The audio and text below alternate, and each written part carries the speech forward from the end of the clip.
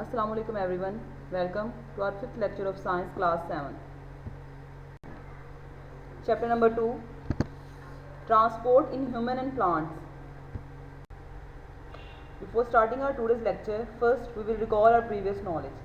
In your previous lectures, you have learned about transport system in human, structure and functions of heart and blood vessels, and working of your circulatory system. Students, our diet and lifestyle have a strong impact on our circulatory system and causes many diseases such as heart attack, blood pressure, diabetes and asthma. As you all know that a heart is made up of muscle cells. These cells, just like other cells in the body, must receive oxygen and food through circulatory system. When any part of our heart doesn't receive oxygen or food, they may die. The death of a part of heart is called a heart attack or myocardial infarction. If too much heart muscles dies, the heart is unable to pump the blood and the person could die.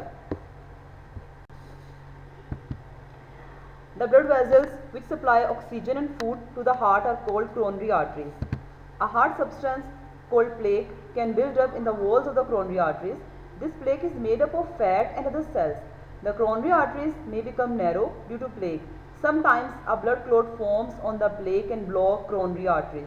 Due to this, the blood cannot reach the parts of the heart. This part of the heart begins to die due to lack of oxygen and food that results in heart attack. Here we have some symptoms for heart attack. Number 1, chest pain or discomfort. Then nausea, feeling lightheaded or usually tired. Pain or discomfort in the jaw, neck or back. Pain or discomfort in the arms or shoulder. Shortness of breath.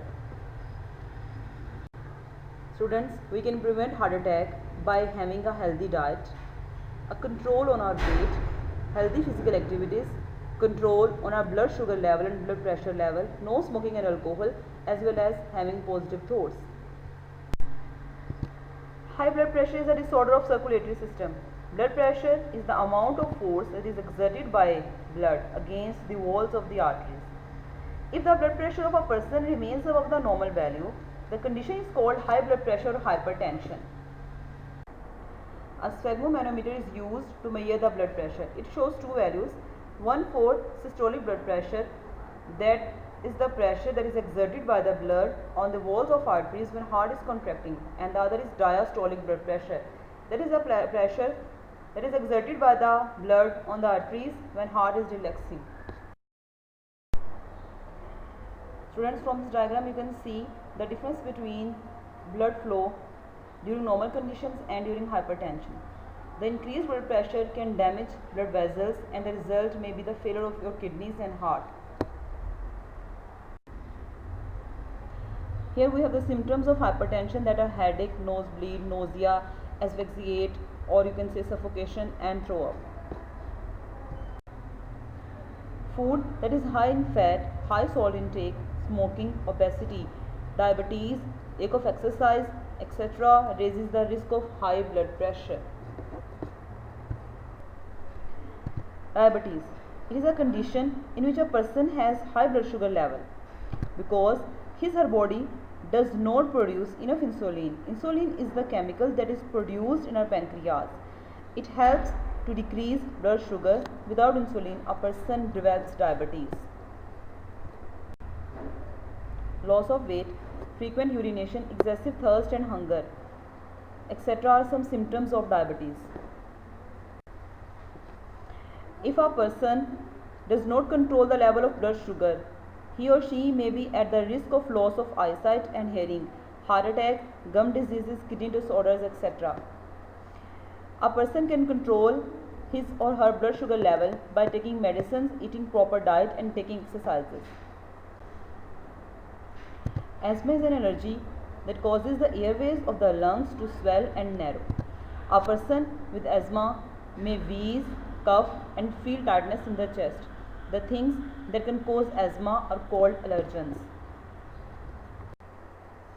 These allergens are also known as asthma triggers, and they may be dust mites, pollen grains, some foods, stress, pollution, pets, cold air, etc. Symptoms of an asthma attack may be cough, shortness of breath, wheezing, extreme difficulty in breathing, chest pain, sweating, and increased pulse rate. Severe asthma attacks may lead to death. It's not easy to cure asthma. One can be normal and active even with asthma.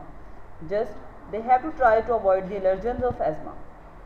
They have to use plenty of water, it will give them relief. On advice of a doctor, use medicines or inhalers. So we can say that our diet and lifestyle have a strong impact on our circulatory system, and it may lead to some serious disorders such as heart attack, high blood pressure, diabetes and asthma. Here I have some questions for you. You have to solve these questions with the help of your books and today's lecture. Till next lecture, take care. Allah Hafiz.